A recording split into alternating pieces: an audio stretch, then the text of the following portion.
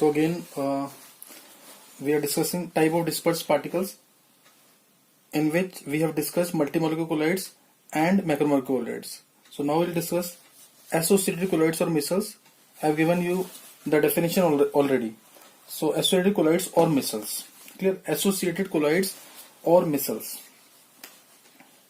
Some substances are there which at low concentration behave as normal strong chloride, but at higher concentration they aggregate together to form associated colloids or micelles. This is the definition of associated colloids or micelles. इसको detail में explain करेंगे. Last time हमने definition ले ली थी इसकी और examples लिए थे सोप के, जैसे sodium palmitate, sodium stearate, sodium oleate. तो इसी का मैकेनिज्म अब डिस्कस करना है हमें.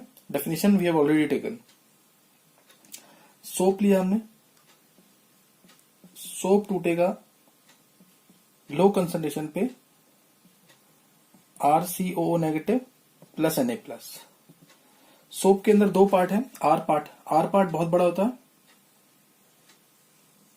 इस तरह से कुछ 1 कार्बन 2 कार्बन 3 4 5 6 7 8 9 10 11 12 13 14 15. तो यहाँ पे 16 COO negative Na plus. Clear? ये आर पार्ट है जो हाइड्रोफोबिक नेचर का होगा, hydrophobic. And this is CO negative part which is hydrophilic. ये कार्बन तक यहां तक हाइड्रोफोबिक है और ये पार्ट जो होगा हाइड्रोफिलिक होगा. ये हाइड्रोफिलिक या hydrophobic part.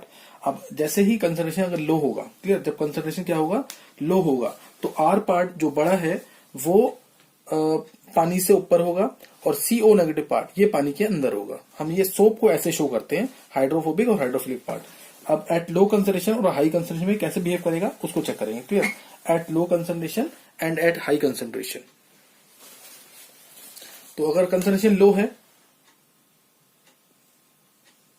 Clear, at low concentration पे जो आर पार्ट है it will be away from water molecules, it will be at the surface of water molecules, इस तरीके से. और ये CO negative part, R part CO negative part, R part CO negative part, R part CO negative part. Clear? At low concentration R part is away from the water molecules, on the surface of water molecules, and CO negative part inside the water molecules. This is at low concentration. Like this soap behaves in water at low concentration, but at higher concentration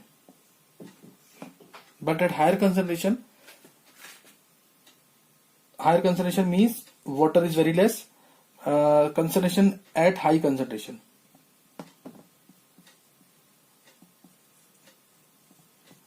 At high concentration, say 10⁻⁴ to 10⁻³ molar. Clear? 10⁻⁴ to 10⁻³ molar, which is also called as CMC for soaps. CMC, critical micelle concentration. Clear?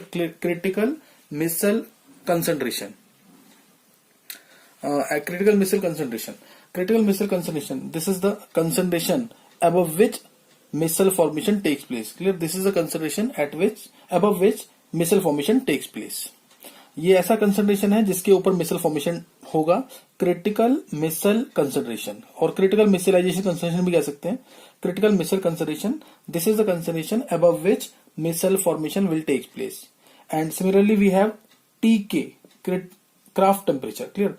Craft temperature, KRAFT, Krafft temperature. This is the temperature. This is the minimum temperature at which micelle formation will take place. Temperature above which micelle formation takes place is called as Kraft temperature. Temperature above which micelle formation takes place is called as Kraft temperature. तो हम चाहेंगे कि soap के cleansing action के लिए या detergent के cleansing action के लिए, चाहे वो क्राफ्ट टेम्परेचर है या CMC है, दोनों की वैल्यू क्या होनी चाहिए? लो होनी चाहिए. लो होगी तो मिसल फॉर्मेशन जल्दी होगा और क्लींजिंग एक्शन प्रॉपर होगा. अब हम डिस्कस कर रहे थे यहाँ पे एट हाई कंसंट्रेशन क्या होगा. एट हाई कंसंट्रेशन पे जो सोप के मॉलिक्यूल्स हैं वो एग्रीगेट हो जाएंगे एक साथ, जिसमें आर पार्ट जो होगा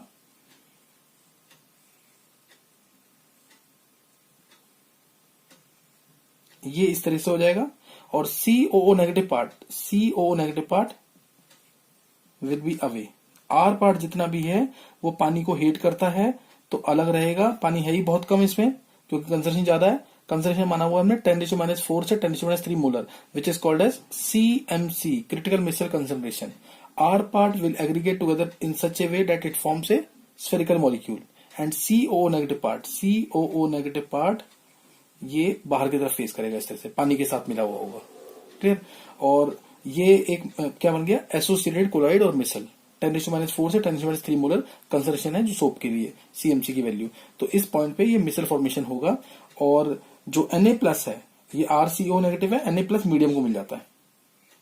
Na+ कहां जाएगा, मीडियम के पास, ये पानी के पास चला जाएगा और ये पूरा एसोसिएटेड कोलाइड और मिसल बन जाएगा एट हाई कंसंट्रेशन।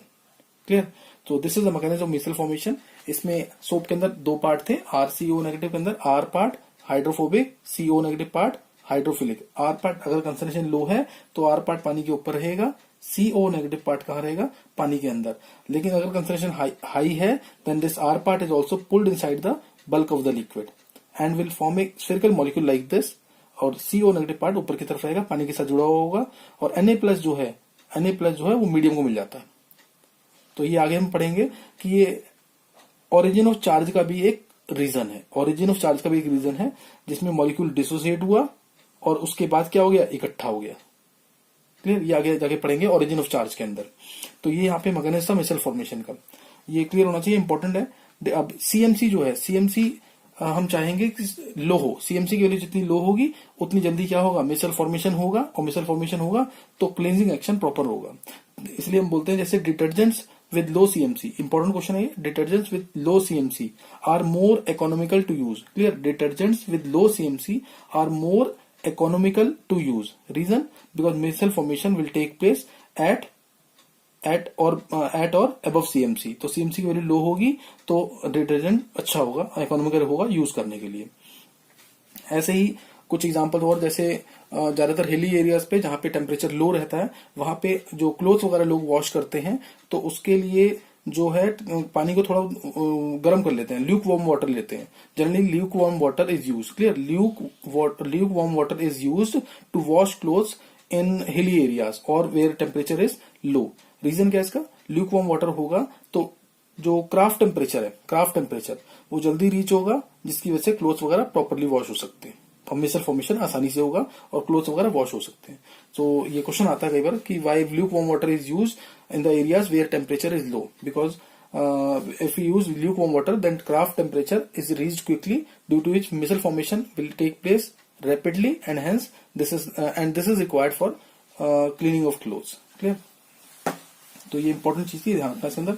और आगे हम पढ़ेंगे अब इसी के अंदर CMC जो है, CMC it is inversely proportional to R part. R part कम होगा तो CMC ज्यादा, R part जितना ज्यादा यानी मॉलिक्यूलर मास जितना ज्यादा सोप का उतना कम CMC और उतना प्रॉपर क्लीनिंग एक्शन। तो ये तुम्हें ध्यान रखना है इसके अंदर। और एट CMC कंडक्टिविटी क्या होगी इलेक्ट्रोलाइट की, at CMC conductivity of electrolyte will decrease, conductivity electrolyte की डिक्रीज कर जाएगी CMC पे, क्योंकि मॉलिक्यूल सारे इकट्ठे हो गए, आयन सारे इकट्ठे हो गए तो कंडक्टिविटी क्या कर जाएगी, डिक्रीज कर जाएगी एट CMC। ये इंपॉर्टेंट पॉइंट ध्यान रखना। और मोलर कंडक्टेंस का वेरिएशन कैसे होता है, मोलर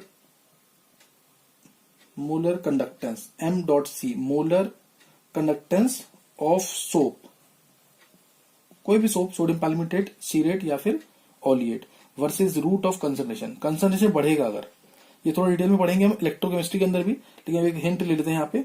कंसंट्रेशन बढ़ेगा तो मोलर कंडक्टेंस क्या होगा, डिक्रीज करेगा।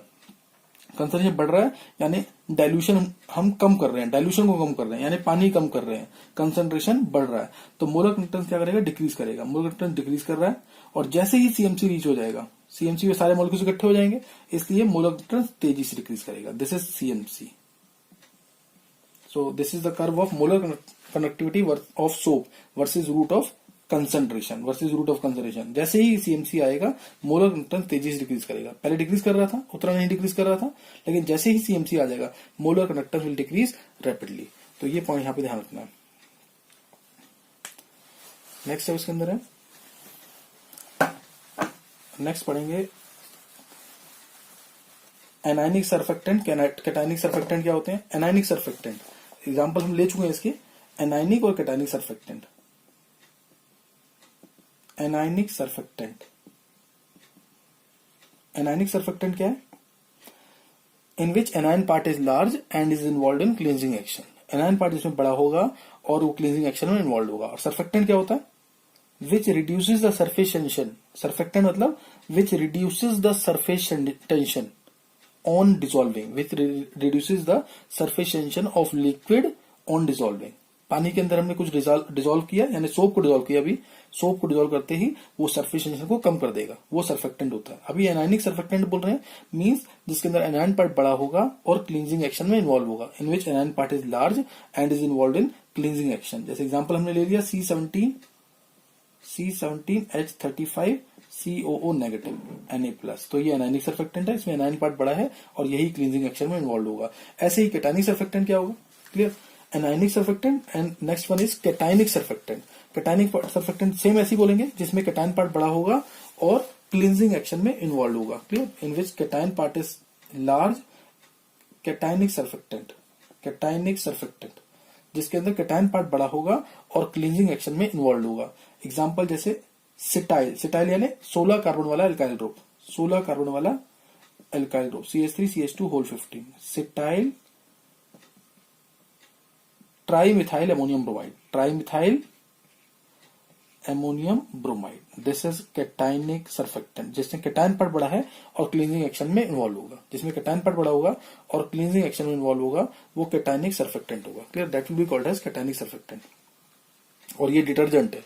सोप की पहचान होती है कि सोप के अंदर जनरली RCOO नेगेटिव और Na+, ये वाला पार्ट होता है। डिटर्जेंट के अंदर RSO3 नेगेटिव Na+, ये पार्ट होता है। डिटर्जेंट होते हैं sodium salt of sulphonic acid और सोप्स क्या होते हैं, sodium salt of fatty acids. ये ज्यादातर बेसिक डिफरेंस है। सोप ये है, डिटर्जेंट ये है। Sodium salt of fatty acid, sodium salt of sulphonic acid. Next हम पढ़ेंगे cleansing action of soap, clear. Cleansing action of soap,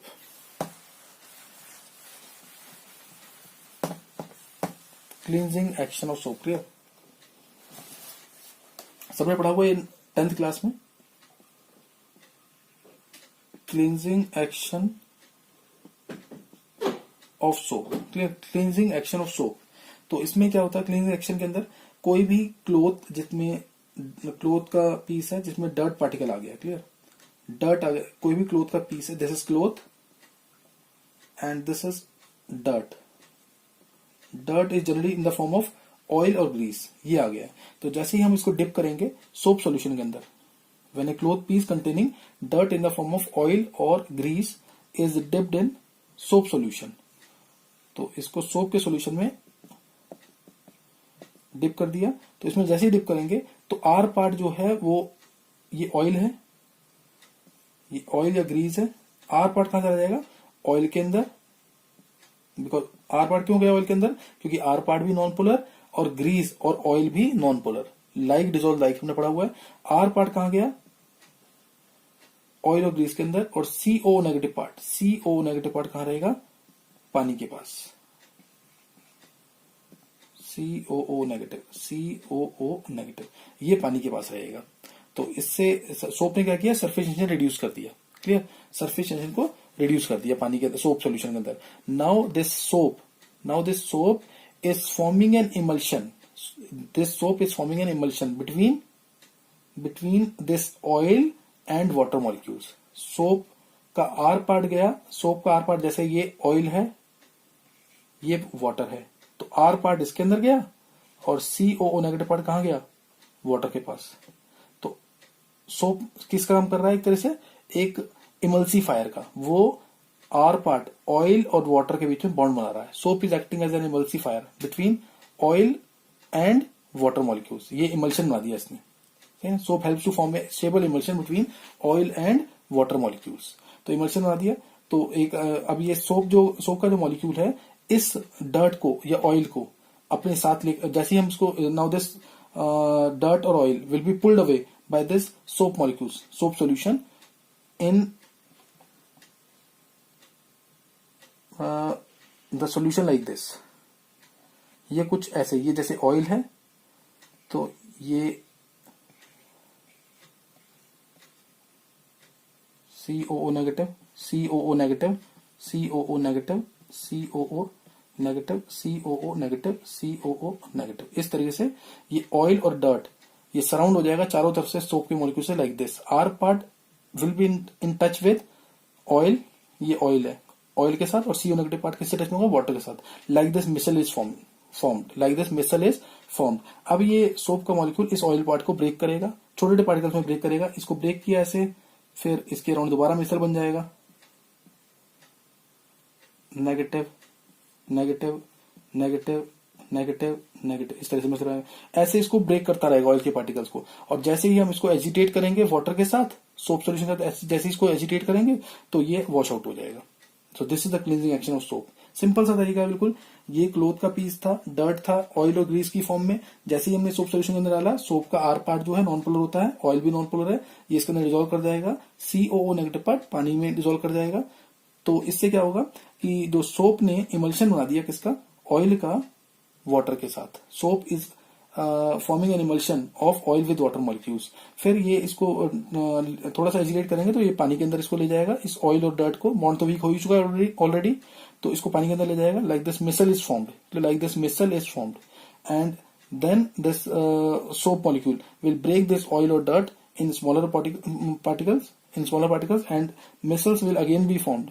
smaller amount में मिसल बनेगा। एक मिसल के अंदर कम से कम 100 मॉलिक्यूल्स होते हैं सोप के। One micelle molecule consist of at least 100 molecules of soap in it. तो इस तरह से ये इसको ब्रेक करता रहेगा और फाइनली इसको एजिटेट करेंगे वाटर से तो ये वॉश आउट हो जाएगा। So this is the cleansing action of soap. इसमें क्वेश्चन आता है, एक्शन ऑफ एनसीईआरटी का क्वेश्चन है ये important, action of soap is due to micelle formation and emulsification. तो ये डिटेल एक्सप्लेन करनी है डायग्राम्स के थ्रू। Action of soap is due to micelle formation and emulsification. तो यहाँ पे क्या हुआ था, इमल्शन बना था, यहाँ पे क्या हुआ, मिसल का फॉर्मेशन हुआ। तो ये इसी के थ्रू हम एक्सप्लेन कर रहे हैं इसको। Clear? So action of soap is due to micelle formation and emulsification. Now try yourself the difference between multimolecular colloids, macromolecular colloids and associated colloids. ये इंपॉर्टेंट क्वेश्चन है, पूछा जाता है, तो उसको ढंग से ट्राई करना है। यहाँ पे हमने खत्म कर लिए हैं classification of this colloids on the basis of type of dispersed particles. Third classification है, नेक्स्ट टाइम डिस्कस करेंगे। पहले आप डिफरेंस ट्राई करना इसको। Okay, thanks.